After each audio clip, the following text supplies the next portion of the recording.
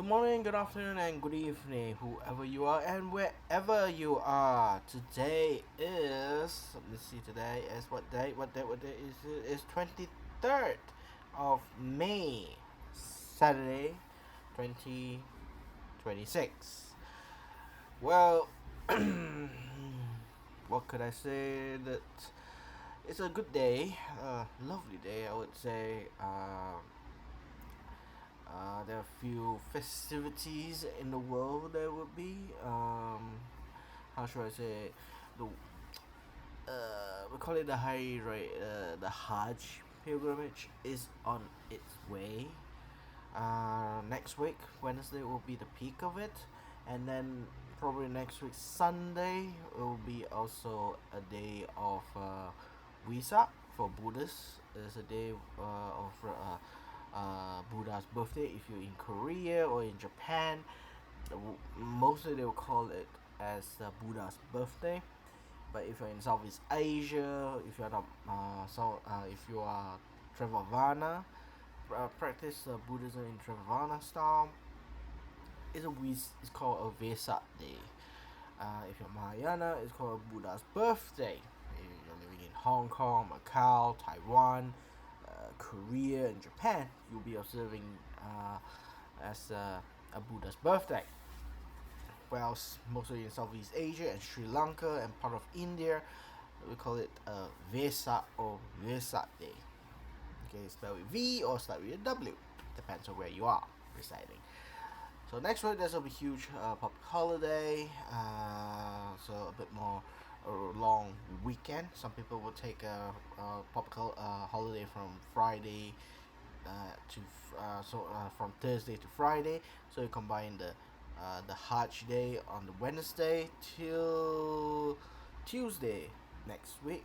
So next 2 weeks as a holiday, because there is a replacement holiday on Monday and Tuesday, because in my country, Malaysia, next Sunday, not this coming Sunday, next Sunday is observed two celebration. One is the His Majesty's the King's Day, or the Agong Day, we call it, and the other one is the same day on Sunday, falls on Sunday, is the Wesak Day. So all that will be replaced to the following day, which is Monday and Tuesday, as a replacement day for a holiday. So it's a long weekend holiday next week, as would be in Malaysia. I'm not too sure about Singapore. Probably there will be holiday on Monday only, and Tuesday would be pretty much as a normal day. Okay, since we are going to next week, a lot of people is in a holy day, especially Muslims, traveling doing the most important duties in the being a Muslim is to go perform the Hajj pilgrimage, going to Mecca and going to Medina and so forth. I'm not a Muslim, but outstandingly, I know surface about Islamic rituals a bit of it. Since I live in a Muslim majority country, most of the time we have to respect the Muslims' practice and acknowledge it in some way. Anyway, with that, circumstances happen, so that is what I want to brought in this note, which I recently bought it.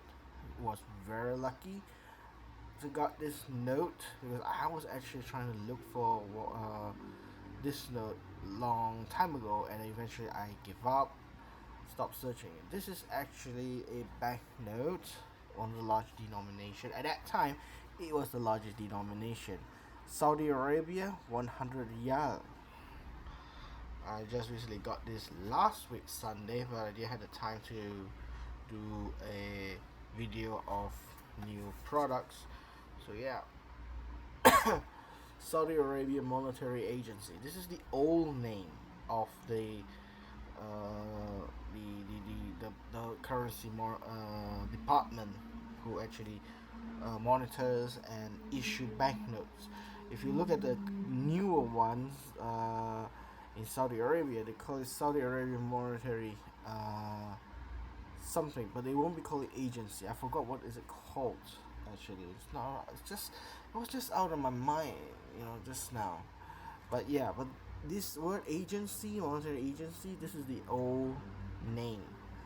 Okay, and those days the denomination of this note, 100 Riyal, is one of the largest notes. Then subsequently, as time progresses, they start manufactured a larger denomination like the 500 denomination. I don't know why, but I think due to a bit more honesty from the people, and they carry a lot of money, especially cash, in Saudi Arabia. A bigger denomination would help reduce the burden of carrying physical cash in large quantity. That's one of the biggest function of its time and of its day, why they had to manufacture. But even in the early days, like this note is around 1970. 100 Riyal is actually considered very big denomination even at that time. Now, I did say there's some, although it's a new note, it's also coincident. It's in conjunction on the day of the Hajj pilgrimage, so it's quite fitting and coincident that this note's architecture feature, especially the building, as most of the Muslims would know what building it is. It's one of the forbidden mosque, or the holy mosque they will call it, but call it Al Arham Masjid Al Haram. So this is how it looks like one side. It's the same building of the mosque, the forbidden mosque. I like to call it the forbidden mosque because haram in Arabic literally translated is forbidden. But of course, in the proper English, in proper translation to the meaning of it, it is known as the holy mosque, not the forbidden mosque, but the holy mosque. So at that time, the building was much more simpler.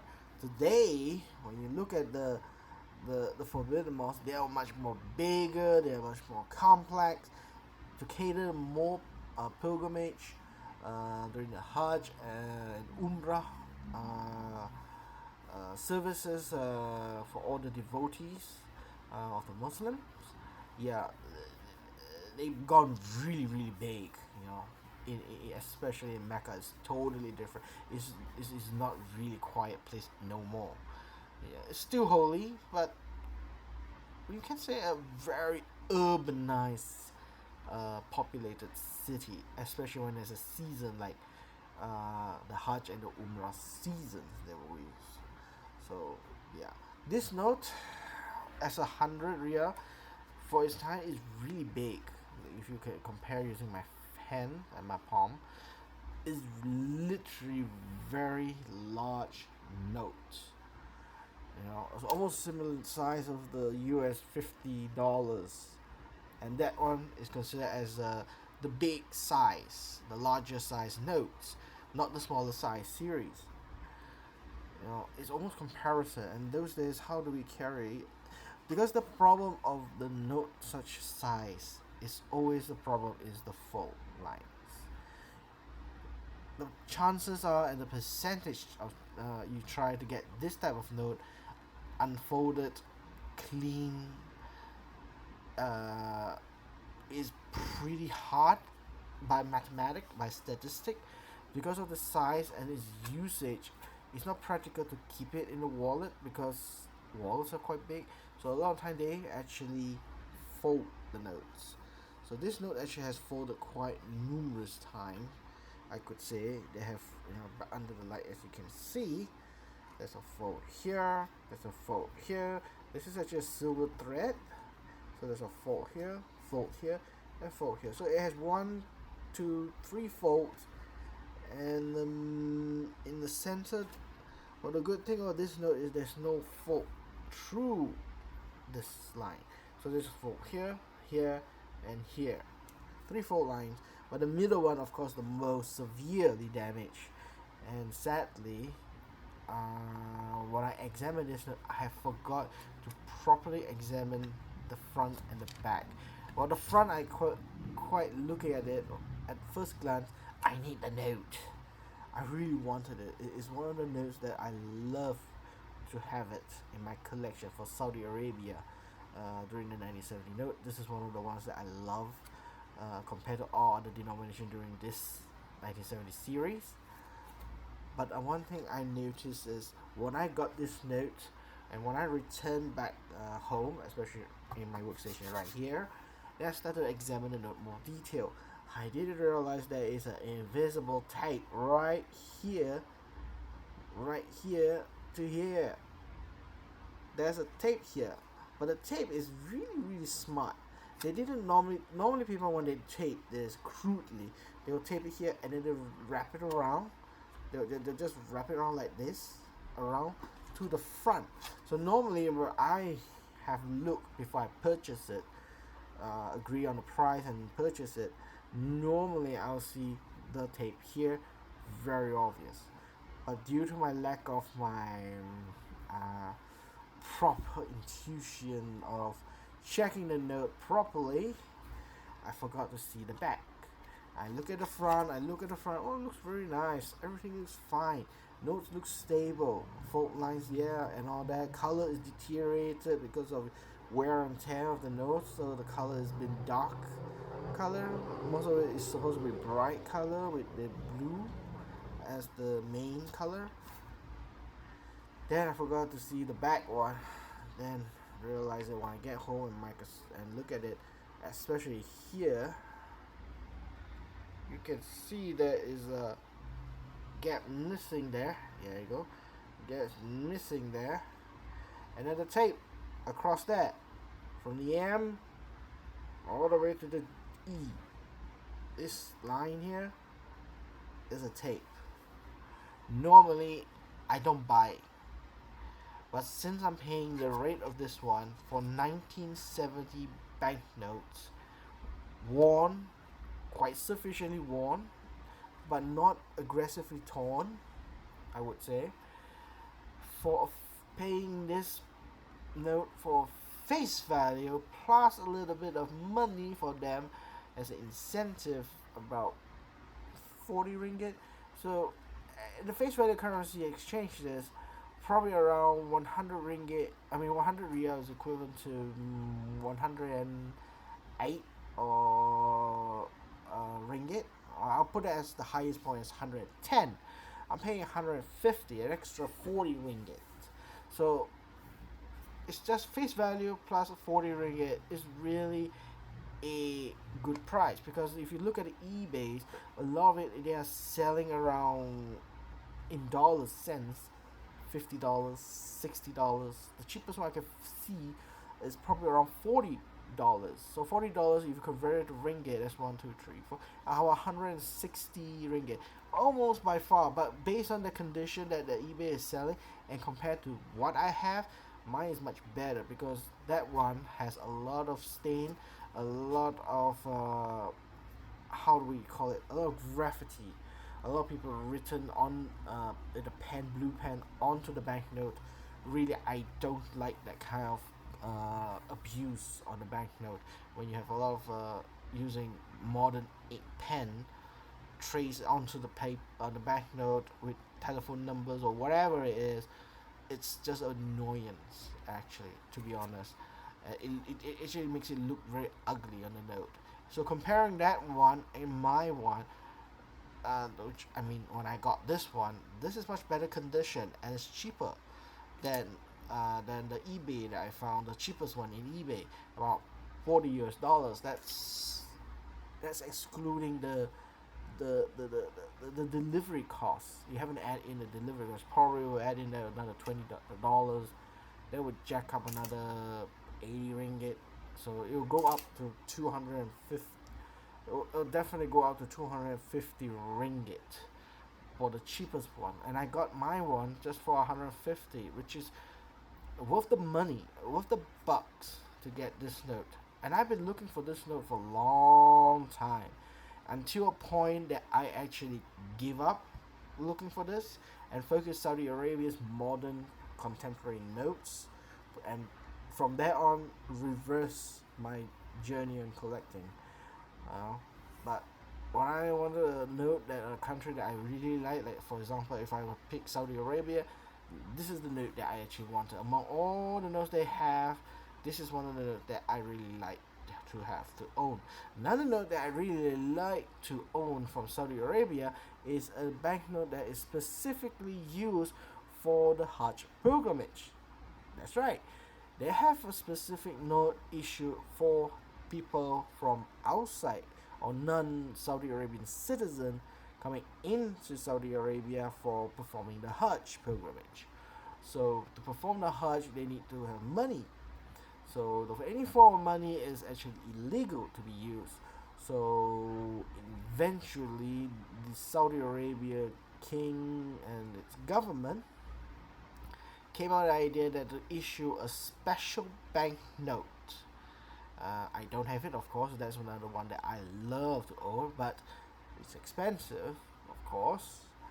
Uh, it's basically used for foreigners or non-Saudi Arabian citizens for the purpose to use during the Hajj pilgrimage.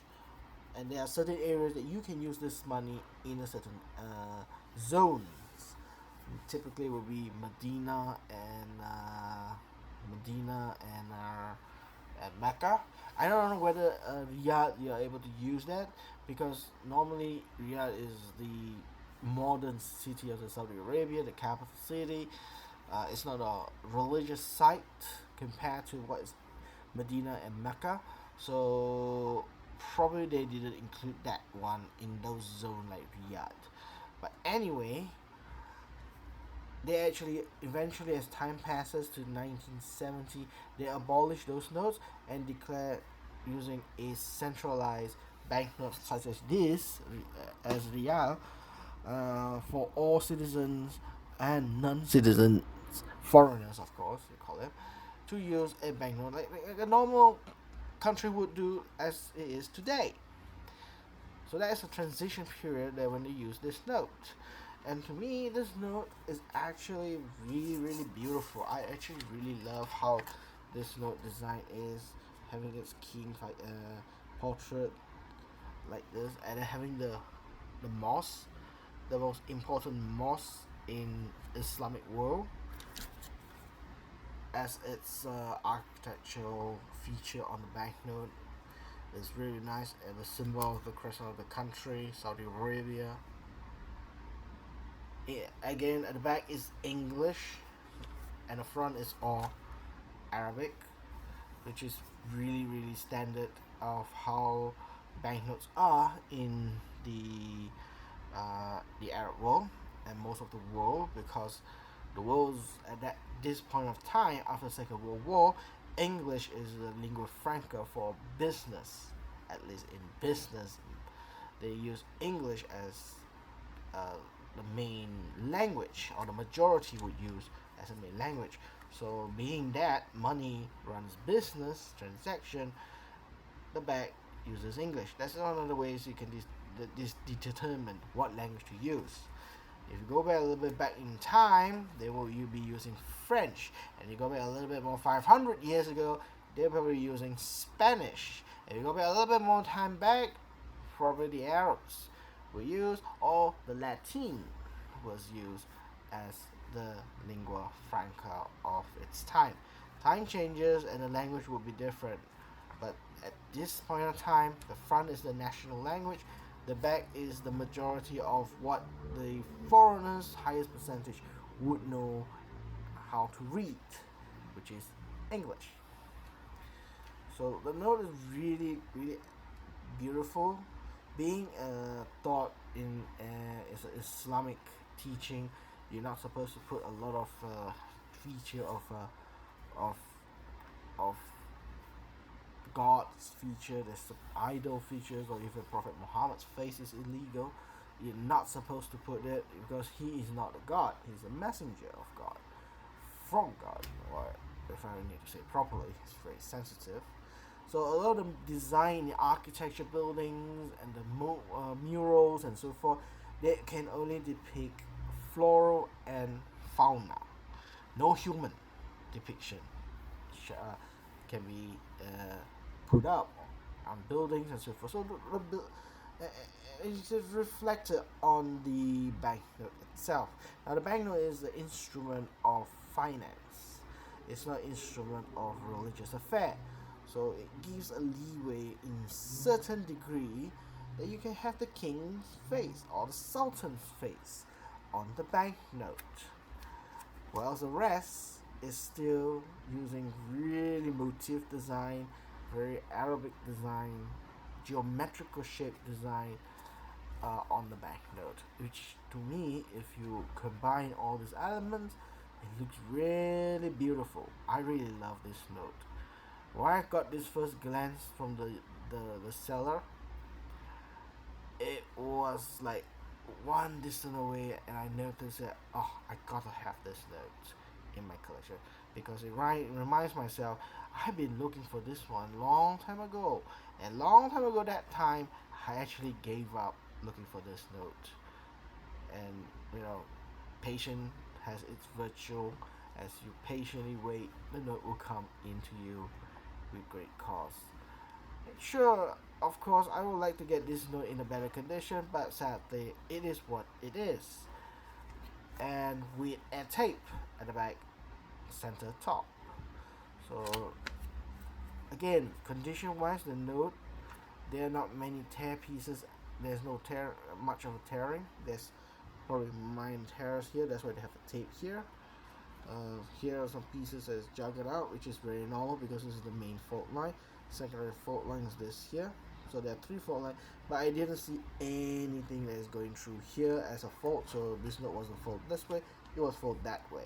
So really, to me, for such a large note, it's pretty good how it was used and kept in such a condition.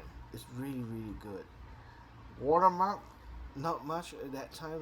The security feature was much more limited, so the patterns that you play around, these are the ones that makes it very difficult to counterfeit. Another thing that they add in between the cotton layers of this banknote is a silver thread inside. You can't see it from the outside. On the surface like this, you can't see it. You have to go under the light. Even the back, you can't see it. You go under the light and you see one security thread, continuous one, inside the banknote. Surface is clean, but inside there's line. So this is one of the security feature in 1970 most of the banknote used. And also the watermark of the king. So it's reflected. Really nice and really beautiful. I'm pleased to have this note, even in such a condition like this. I am really pleased.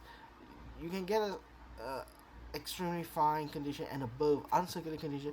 You still can find this quite available, but you're gonna pay around 300 to 400 ringgit for such a note. So according to the face value, it's 3 to 4 times of its current face value. So for me, getting this note in such a condition in face value plus 40 ringgit from the top up from the face value is really worth it for me to get this note. So I'm really happy to get this one in a good budget sense and also in personal collection. Not investing this note for future to sell and all that, or compared to that one. But yeah, for my personal collection, this is really nice. And in commemorating the next coming Wednesday as the Hajj pilgrimage day arrive upon, and this place is actually very busy during this week and next week. This mosque, the forbidden mosque or the holy mosque, will be very busy, jam-packed with people, devoted Muslims during the course of their journey in their pilgrimage. Yeah.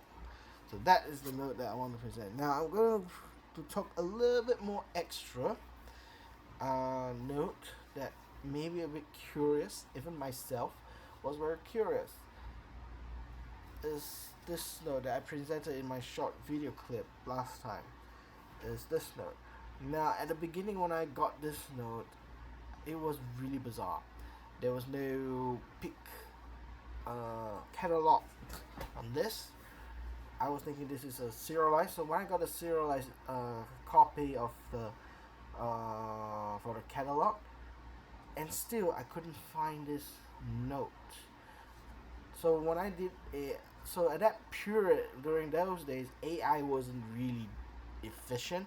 So translating all these words is really difficult because no sense of people understand it. Okay, probably the front they will understand, but the back is the one that many of my colleagues, my friends, my elderly people can't actually understand or read any of this. I have a colleague try to help me on translate this, but I think he translate quite poorly, and I really didn't get any sense what is it meant for. But after a while, last week, I decided to use some AI computer to translate it, and pretty much it translates quite convincingly right, in my view. So it managed to convince me when it translate this. This is actually during the Wenchang uprising, during the first military coup against the Qing dynasty in Hubei province. So this word, the first two right side of the word is called Hubei. So this is Hubei's military government.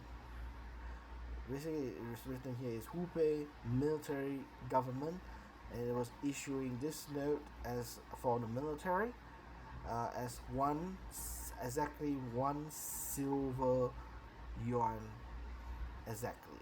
Okay, the last word I think is translated as exactly, but the main word is silver 1 yuan. So it's 1 silver yuan or 1 silver yuan of denomination. So you can see the stamp here is all written in one, but the main denomination is called silver yuan, 1 silver yuan. It was issued by the Hubei province, the Bank of Hubei, and so forth. So it was translated. I did some translation on this, but apparently I couldn't find back from my phone. But yeah, I'm going to post this on the YouTube in the YouTube post, so that you can all read about it and how is it being translated uh, by the AI Google that has profoundly helped me by discovering this note. So I consider this note as unlisted. It's one of those rare notes that many people don't have. This note probably, I would say, has went through a significant in history, because having a Hubei province is actually very profound, because it's the first military base of operation by the that fought against the Qing dynasty, and of course sparked the Xinhai revolution, where the south rebelled and then conquered the north, and then deposed the monarchy and became the Republic of China. So this has went through those specific events. This note was printed during the 1910 to 1911, but apparently the AI translator is 1911, so to speak. Is as it translated the word is 1911. Whether it's true or not, I don't know. But even such type of written word here, I was quite surprised that the AI able to translate one by one of it. So I don't know whether it's true or not, but yeah, it did translate it. So it did say 中国民国3年 it's the third year of Republic year. So yeah, probably printed during that time, 1909 to 1911. This note was printed. It looks crude, as it should be. It is really that. But all in all, the notes are really, unknown. I've got this note actually when I was like in high school. That was like in 2004, 2005, when I was in high school. senior high school, and I got this note. And from that time until to this month, at least I can say that, this month, I didn't know what this note is all about. After having help from Google AI, at least it opened up a glimpse of what this note is. It's a military note by Hubei military government.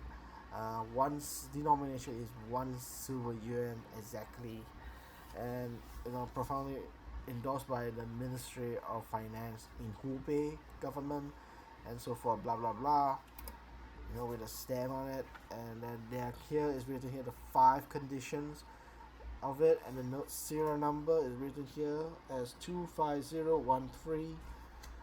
A whole lot, and it's not in the PIC number. So the thing is this like this: Chinese banknotes are vastly a lot. There are more than 10,000 over notes to collect. Even till today, not a single museum or numismatic museum or even Smithsonian Museum in the United States, which is one of the best museums that keeps all the old documentation and records and specimen notes in their vault, couldn't even stock up all the Chinese banknotes. The reason for it is because its history. If you refer back to its history in China was in disarray. China was, during the Republic era, they were really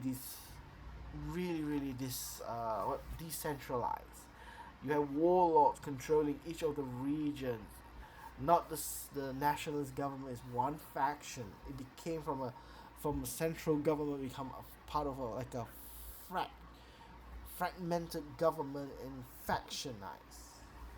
Okay, there are many cliques governed by a general or warlords, they call them, where they are a general who has a loyal army and uses that army to control a certain region of the area by force, and created their own so-called self-governing body of the land without obeying the nationalist or Republic of China's rules and authority.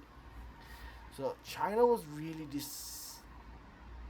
decentralized, and what you introduce decentralization such badly, then you have a lot of this kind of banknotes, especially you have a lot of commerce banks printing their own banknote, so forth, blah blah blah, and each region has their own banknotes. The communists also have their own region banknotes printed by their own banks here and there.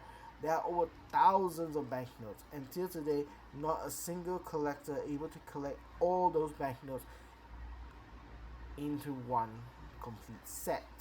There are a lot of holes. There's a lot of unknowns. A lot of legitimate banknotes, but it was used so small in that area.